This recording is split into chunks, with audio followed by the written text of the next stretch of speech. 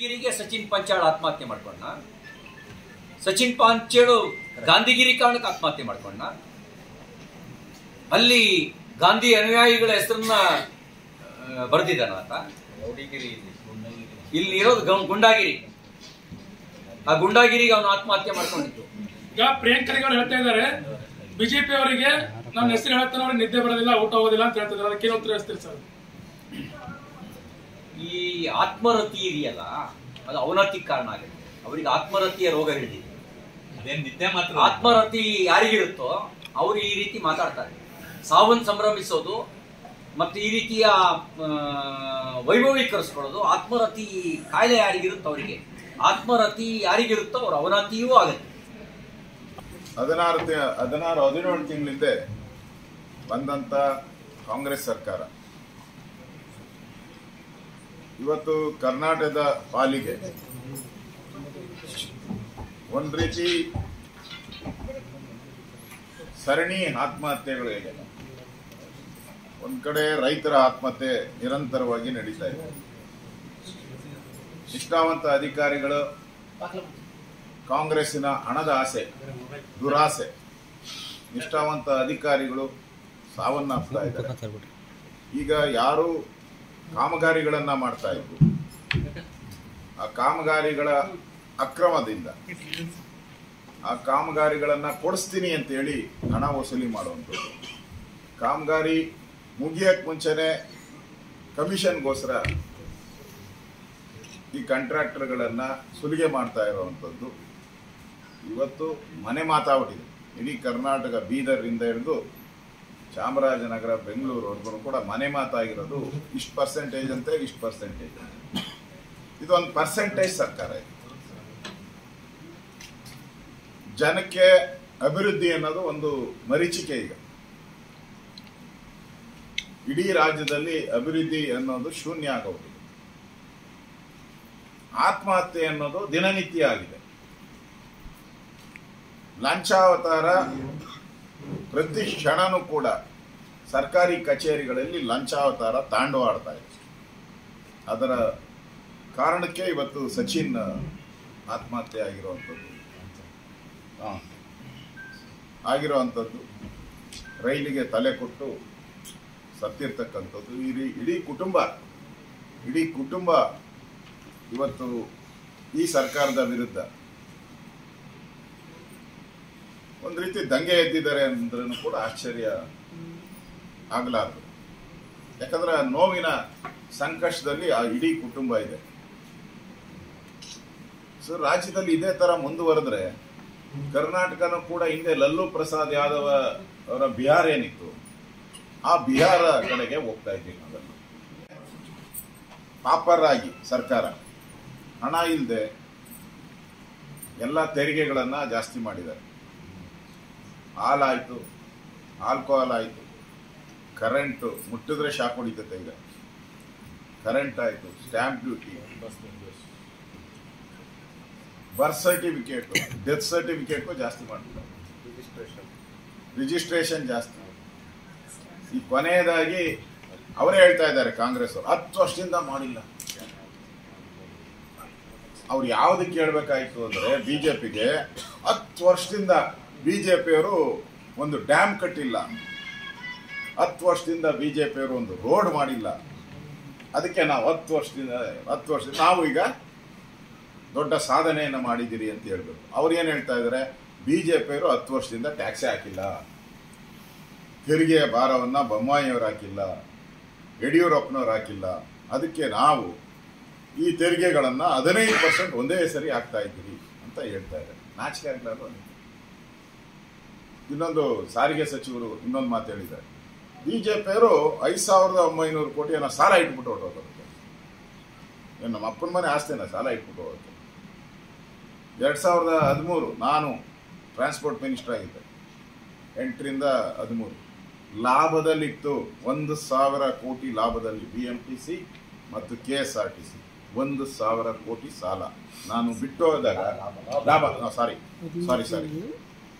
ಲಾಭದಲ್ಲಿ 1,000 ಕೋಟಿ ಅವ್ರು ಸಾಲ ಅಂತೇಳಿ ಲಾಭದಲ್ಲಿತ್ತು. ನಾ ಬಿಟ್ಟು ಹೋದಾಗ ನೀವು ಬಂದೇನು ಮಾಡಿದ್ರಿ? ಸಾಲ ಮಾಡಿದ್ರಿ. ನೀವು ನಮ್ಮ ಮೇಲೆ ಆಪಾದನೆ ಮಾಡ್ತೀರಲ್ಲ. ನಾವು ಇದ್ದಿದ್ದು ಎಷ್ಟು ವರ್ಷ? 8.5 ವರ್ಷ ಅಷ್ಟೇ ಸರ್ಕಾರ ನಮ್ದು. ಸ್ವಾತಂತ್ರ್ಯ ಬಂದು 75 ವರ್ಷದ ಮೇಲೆ ದಾಟ್ಬಿಟ್ಟಿದ್ದೀವಿ. ಅದರಲ್ಲಿ 8.5 ವರ್ಷ ಮಾತ್ರ ಬಿಜೆಪಿ ಇದ್ದಿದ್ದು. ಇನ್ನು 60 ವರ್ಷದ ಮೇಲ್ಪಟ್ಟು ನೀವೇ ಕಾಂಗ್ರೆಸ್ ಅವರೇ ಇದ್ದಿದ್ದು. ಲೂಟಿ ಮಾಡಿದವರು ಯಾರು? ರಮೇಶ್ ಕುಮಾರ್ ಹೇಳಿದಾರಲ್ಲ, ನಾನಲ್ಲ ಹೇಳೋದು, ಸ್ಪೀಕರ್ ಆಗಿದ್ದ ರಮೇಶ್ ಕುಮಾರ್ ಅವರು. ಕಾಂಗ್ರೆಸ್ ಅವರು 3 ತಲೆಮಾರಿಗಷ್ಟು ಲೂಟಿ ಮಾಡಿಬಿಟ್ಟಿದ್ದೀರಾ, ನಿಮಗೆ ಮಾನ ಇದೆಯಾ ಅಂತ ಕೇಳಿದ್ದಾರೆ ರಮೇಶ್ ಕುಮಾರ್ ಅವ್ರಿಗೆ. ನಾನಲ್ಲ ಕೇಳಿದ್ರು, ಅವರೇ ಹೇಳಿದ್ದಾರೆ. ಮತ್ತೆ ನಮ್ಮ ಮೇಲೆ ಯಾಕೆ ಹೇಳ್ತೀರಾ ಸಾಲ? ಕೋವಿಡ್ ಬಂದಂಥ ಸಂದರ್ಭದಲ್ಲಿ ಕರ್ನಾಟಕದ ಟ್ರಾನ್ಸ್ಪೋರ್ಟ್ ಡಿಪಾರ್ಟ್ಮೆಂಟು ಲಾಸ್ ಆಗಿದೆ. ಇಡೀ ದೇಶದ ಟ್ರಾನ್ಸ್ಪೋರ್ಟ್ ಡಿಪಾರ್ಟ್ಮೆಂಟು ಲಾಸ್ ಆಗಿದೆ.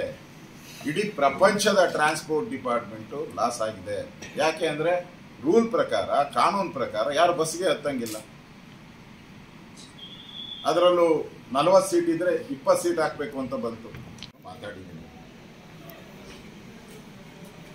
ಅಪರಾಧಿಗಳನ್ನ ಬೇಗ ಹುಡುಕಿ ಅಂತಲೂ ಹೇಳಿದ್ದೀನಿ ನಾನು. ನಾವು ಹುಡುಕಿದ್ದೀರಿ ಅಂತ ಅವರು ಈಗ ನನ್ನ ಹತ್ರ ಬಂದು ಮಾತಾಡಿ ಹೋಗಿದ್ದಾರೆ. ನಾವು ಹೇಳ್ತಿರಲ್ಲ, ಈ ಸರ್ಕಾರ ಮುಚ್ಚಾಕಕ್ಕೆ ಏನೇನು ಎಲ್ಲ ಪ್ರಯತ್ನಗಳನ್ನು ಮಾಡ್ತಾ ಇದ್ದೀವಿ. ಅದರಿಂದ ನಾವು ಈ ಒಂದು ಸಾವೇನಾಗಿದೆ, ಈ ಸಾವಿಗೆ ನ್ಯಾಯ ಸಿಗೋವರೆಗೂ ನಮ್ಮ ಹೋರಾಟ ನಡೆಯುತ್ತೆ. ಇದನ್ನು ಯಾವುದೇ ಕಾರಣಕ್ಕೂ ಮುಚ್ಚಾಕಕ್ಕೆ ಬಿಡಲ್ಲ. ಇದನ್ನು ಅಂತಿಮ ಘಟ್ಟಕ್ಕೆ ನಾವು ತಗೊಂಡೋಗ್ತೀವಿ. ಈ ಬಿಜೆಪಿ ಕಳೆದ 1 ವರ್ಷದಲ್ಲಿ ಅವರ ಕಾಂಗ್ರೆಸ್ಸಿನ ಒಬ್ಬ ನಾಯಕ ಹೇಳಿದ್ದಾನೆ, ಏನು ಹೇಳಿದಾನಂದ್ರೆ, ಬಿಜೆಪಿಯವರು ಸಣ್ಣ ಪುಟ್ಟದ್ದು ಬಿಡಲ್ಲ, ದಿನ ಬೆಳಗ್ಗೆ ಎದ್ರೆ ಪ್ರತಿಭಟನೆ ಮಾಡ್ತಾರೆ, ಇವ್ರಿಗೇನು ಹುಚ್ಚಿಡ್ದಿದ್ಯಾ ಅಂತ ಹೇಳಿದ್ರು. ನಾವು ಸಣ್ಣದಲ್ಲ, ಸಾಸಿವೆ ಕಾಳು ಕದ್ರೂ ಕಾಂಗ್ರೆಸ್ ಅವರು ಬಿಡಲ್ಲ. ಅವ್ರು ಹಿಂದೆ ಬೀಳ್ತೀರಿ ನಾವು. ಆ ರೀತಿ ಹೋರಾಟವನ್ನು ನಾವು ಮಾಡಿದಿರಿ. ಈಗಾಗಲೇ ಒಬ್ಬ ಮಂತ್ರಿ ರಾಜೀನಾಮೆ ಕೊಟ್ಟಿದ್ದಾರೆ ವಾಲ್ಮೀಕಿ ನಿಗಮದಲ್ಲಿ. ಈಗ ಮುಖ್ಯಮಂತ್ರಿಗಳ ತಲೆದಂಡ ಕಾದು ನಿಂತಿದೆ. ಈಗ ಅವ್ರಿಗೂ ನೋಟಿಸ್ಗಳು ಹೋಗ್ತಾ ಇದೆ. ಅಂದರೆ ಇಡೀ ಸರ್ಕಾರ ತುದಿಗಾಲಿನ ಮೇಲೆ, ಬಿಜೆಪಿ ಹೋರಾಟದ ಮುಖಾಂತರ ತುದಿಗಾಲ ಮೇಲೆ ನಿಲ್ಲಿಸಿದೆ. ಸರಿ, ಕಂಪ್ಲೇಂಟ್ ಕೊಡಕ್ಕೆ ಹೋಗ್ತಾರೆ ಬಿಜೆಪಿ ಶಾಸಕರು, ಮುಖಂಡರು ಪೊಲೀಸ್ ಸ್ಟೇಷನ್ಗೆ. ಅಲ್ಲೂ ರೆಸ್ಪೆಕ್ಟ್ ಕೊಡಂಗಿಲ್ಲ. ಒಬ್ಬರು ಇನ್ಸ್ಪೆಕ್ಟರ್ ಅಲ್ಲಿ ಏಕವಚನದಾಗೆ ಮಾತಾಡ್ತಾರೆ ಅಲ್ಲಿ ಸರ್. ಮತ್ತೆ ಅವ್ರು ಹೇಳಿದ್ದಾರೆ, ಈಗ ನೌಕರರಿಗೆ ಏನು ಜಾಸ್ತಿ ಮಾಡಬೇಕು ಸ್ಯಾಲ್ರಿ. ಆಮೇಲೆ ಪೆಟ್ರೋಲ್ ಬೆಲೆ, ಡೀಸೆಲ್ ಬೆಲೆ ಜಾಸ್ತಿ ಆಗ್ಬಿಟ್ಟಿದೆ.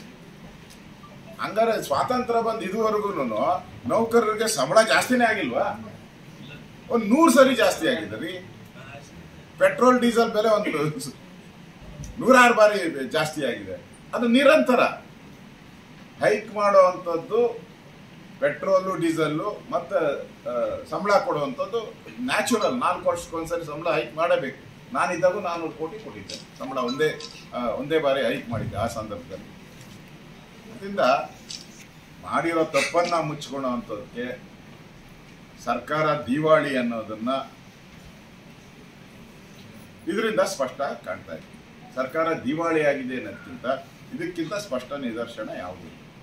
ಬಿಜೆಪಿಯವರು ನಮ್ಮ ಕಾಲದಲ್ಲಿ ನಾವು ರೈಸ್ ಮಾಡಿಲ್ಲ ಪೆಟ್ರೋಲು, ಡೀಸೆಲ್. ಅಷ್ಟು ಕಷ್ಟ ನಮಗೆ. ಕೋವಿಡ್ ಅಂತ ಕಷ್ಟ ಸಂಕಷ್ಟದ ಒಂಚೂರು ಟ್ಯಾಕ್ಸೇ ಕಲೆಕ್ಟ್ ಆಗ್ತಾ ಇರಲ್ಲ. 50% ಟ್ಯಾಕ್ಸ್ ಕಲೆಕ್ಟ್ ಆಗ್ತಾ ಇರಲ್ಲ. ಅಂತ ಸಂದರ್ಭದಲ್ಲೂ ಕೂಡ ನಾವು ಪೆಟ್ರೋಲ್ ಮೇಲೆ ಸೆಸ್ಸನ್ನು ಕಡಿಮೆ ಮಾಡಿದ್ರಿ. ನಾವು ಬಸವರಾಜ ಬೊಮ್ಮಾಯಿ ಅವರು ಸೆಸ್ಸನ್ನು ಕಡಿಮೆ ಮಾಡಿದ್ರು. ನಾನು ರೆವಿನ್ಯೂ ಮಿನಿಸ್ಟರ್ ಆಗಿದ್ದಾಗ ಸ್ಟ್ಯಾಂಪ್ ಡ್ಯೂಟಿನ 5% ಕಡಿಮೆ ಮಾಡಿದೆ. ನಾನು ಕಡಿಮೆ ಮಾಡಿದೆ. ಇವರು ಸ್ಟ್ಯಾಂಪ್ ಡ್ಯೂಟಿನ 250% ರೈಸ್ ಮಾಡಿದ್ದಾರೆ. ಅಂದರೆ ಇದು ಮನೆಯಾಳ ಸರ್ಕಾರ ಅಲ್ದಿರ ಇನ್ನೇನು ಅಲ್ಲ. ಮಾತಾಡಿದ್ದೀನಿ.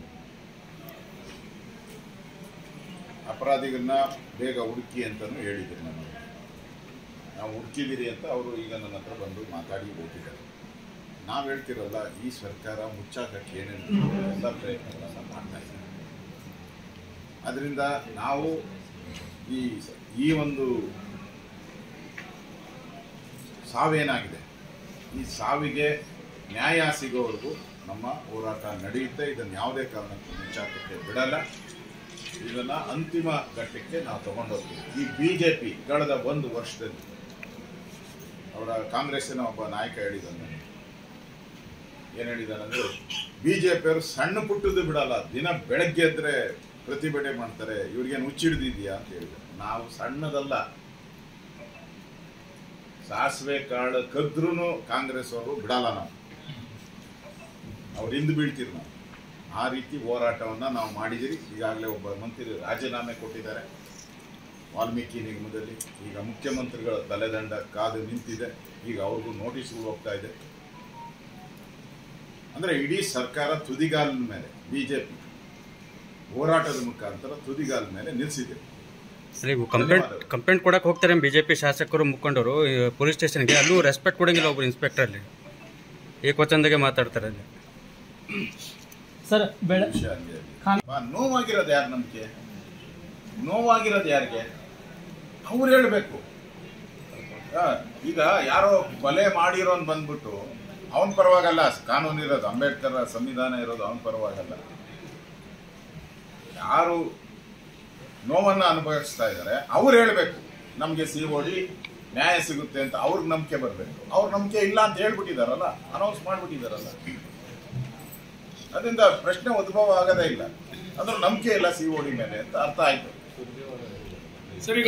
ನೀವಿದ್ದಾಗ ಎಷ್ಟು CBI ಕೊಟ್ಟಿದ್ರಿ, ನಮ್ಗೆ ಅಧಿಕಾರ ಇದ್ದಾಗ ಒಂದು, ಅಧಿಕಾರ ಇರದೇ ಇದ್ದಾಗ ಒಂದು ಅಂತ BJP ನಾಯಕರ ಹೇಳಿಕೆಗಳಿರ್ತವೆ ಅಂತ ನಿಲುವು.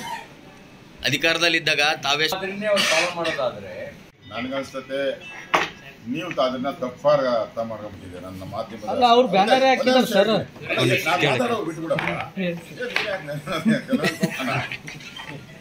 ನೀವು ಅದನ್ನ ತಪ್ಪಾಗಿ ಅರ್ಥ ಮಾಡ್ಕೊಂಡ್ಬಿಟ್ಟಿದ್ದೀರ. ಅವ್ರು ಹೇಳಿದ್ದು ಈ ಬಿಸಿಗೆ ನಾನ್ ತಂಪು ಮಾಡ್ಕೊಳಕ್ಕೆ ನನ್ನ ತಲೆ ಮೇಲೆ ಐಸ್ ಇಟ್ಕೊಂಡಿದ್ದೀನಿ, ತಂಪು ಪಾನೀಯ ನಾನ್ ಕುಡಿತಾ ಇದ್ದೀನಿ ಅಂತ ಅವ್ರು ಹೇಳ್ತಾ ಇರ್ಬೋದು. ಮೋಸ್ಟ್ಲಿ ಅವ್ರು ತಂಪು ಮಾಡ್ಕೊಬೇಕು, ನಾವಲ್ಲ. ಬಿಸಿ ಆಗಿರೋದು ಅವ್ರ ತಲೆ. ಯಾಕಂದ್ರೆ ತಪ್ಪು ಮಾಡಿರೋದು ಇಲ್ಲಿ ಅವರು. ಇಲ್ಲಿ ಒಂದು ಸಾವಾಗಿದೆ. ಆ ಇಡೀ ಕುಟುಂಬ, ಆ ಇಡೀ ಪರಿವಾರ, ಇಡೀ ಸಮುದಾಯ ನೋವಿನಲ್ಲಿದೆ. ಆ ನೋವಿನಲ್ಲಿರೋ ಸಮುದಾಯಕ್ಕೆ ನೀವು ಈ ತರ ಹೇಳಿಕೆಯನ್ನ ಕೊಟ್ಟರೆ ಏನ್ ಮೆಸೇಜ್ ಹೋಗ್ತೈತೆ? ಇಡೀ ಸಮುದಾಯಕ್ಕೆ ಏನ್ ಮೆಸೇಜ್ ಕೊಡ್ತೀರ? ಇಡೀ ಗುತ್ತಿಗೆದಾರರ ಸಮಾಜಕ್ಕೆ ಏನ್ ಮೆಸೇಜ್ ಕೊಡ್ತೀರಾ? ಆ ಸಮುದಾಯಕ್ಕೆ ಏನ್ ಮೆಸೇಜ್ ಕೊಡ್ತೀರಾ? ಆ ಕುಟುಂಬಕ್ಕೆ ಏನ್ ಮೆಸೇಜ್ ಕೊಡ್ತೀರಾ? ಸೀರಿಯಸ್ ಆಗಿ ತಗೊಂಡ್ಬಂದಿದ್ದೀವಿ. ಅಂದ್ರೆ ನೀವೆಷ್ಟು ಸರ್ಕಾರ ಸೀರಿಯಸ್ ಅನ್ನೋದನ್ನ ಅರ್ಥ ಆಯ್ತಲ್ಲ. ಎಲ್ಲ ಕೇಸನ್ನು ಮುಚ್ಚಾಕುವಂಥ ಪ್ರಯತ್ನವನ್ನು ನಿರಂತರವಾಗಿ ನೀವು ಮಾಡ್ತಾ ಇದ್ದೀವಿ. ಇದನ್ನು ಮುಚ್ಚಾಕಬಾರ್ದು ಅನ್ನೋದಕ್ಕೋಸ್ಕರ ನಾವು ಹೋರಾಟ. ಬೆಂಗಳೂರಲ್ಲಿ ಹೇಳಿದ್ದಾರೆ, ವಿಜಯೇಂದ್ರ ಅವ್ರ ಮಾತನ್ನ ಅಶೋಕ್ ಅವರು ಪರವಾಗಿದೆ. ಸಿದ್ದರಾಮಯ್ಯನವರು ಔಟ್ ಗೋಯಿಂಗ್ ಮುಖ್ಯಮಂತ್ರಿ. DK ಶಿವಕುಮಾರ್ ಹೇಳಿದಾರಲ್ಲ, ಒದ್ದು ಕಿತ್ಕೊಂತೀನಿ ಅಂತ. ಅದು ಯಾವಾಗ ಕಿತ್ಕೊಂತಾರೋ ನಾವು ಕಾದು ನೋಡ್ತಾ ಇದ್ದೀವಿ.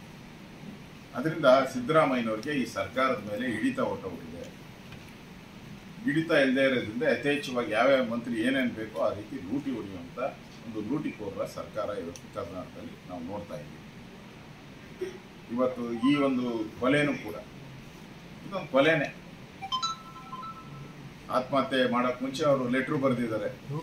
ಈಗ ಅವ್ರ ಕುಟುಂಬದವರು ರಾಜ್ಯ ಸರ್ಕಾರದ ಮೇಲೆ ನಂಬಿಕೆ ಇಲ್ಲದೆ ಪ್ರಧಾನಮಂತ್ರಿಗೂ ಮಾಡಿದ್ದಾರೆ, ಗೃಹ ಸಚಿವರಿಗೂ ಮಾಡಿದ್ದಾರೆ, ರಾಜ್ಯಪಾಲರಿಗೂ ಕಂಪ್ಲೇಂಟನ್ನು ಕೊಟ್ಟಿದ್ದಾರೆ. ಆ ನೊಂದಿರ ಕುಟುಂಬಕ್ಕೆ ನಾವು ವಿರೋಧ ಪಕ್ಷವಾಗಿ ನಮ್ಮೆಲ್ಲರ ಕರ್ತವ್ಯ, ನಾರಾಯಣ ಸ್ವಾಮಿ ಅವರು, CT ರವಿ ಅವರು, ನಾವೆಲ್ಲ ಮುಖಂಡರು, ನಮ್ಮೆಲ್ಲ MLAಗಳಿಗೆ ಕೂತಿದ್ದೀವಿ, ex-MLAಗಳಿಗೆ, ನಮ್ಮೆಲ್ಲರ ಕರ್ತವ್ಯ ಅವ್ರ ಪರವಾಗಿ ನಿಲ್ಲುವಂಥದ್ದು ನಮ್ಮ ಕರ್ತವ್ಯ. ಆ ಕರ್ತವ್ಯವನ್ನು ಚಾಚು ತಪ್ಪದೆ ಮಾಡ್ತೀರಿ. ಅವ್ರಿಗೆ ನ್ಯಾಯ ಸಿಗೋವರೆಗೂ ನಮ್ಮ ಹೋರಾಟ ನಿಲ್ಲೋದು.